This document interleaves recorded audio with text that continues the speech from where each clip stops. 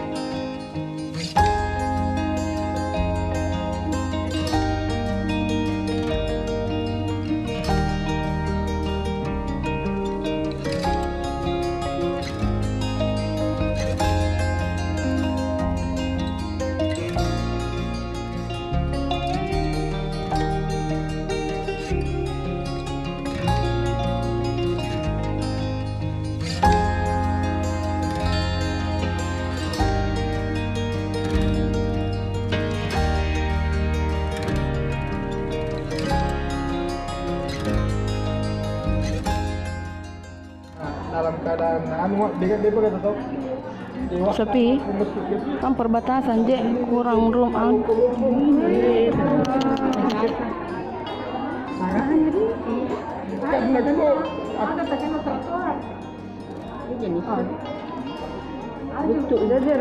Yang gerbang-gerbangnya kapan bukan yang gerbang warung tergut tak bampu apa lisu.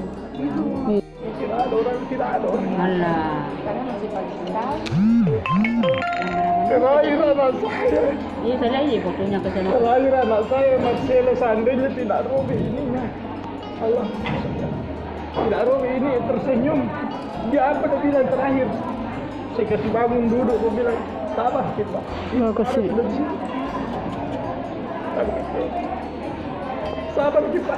Jadi saya cari istriku tidak ada di tempat.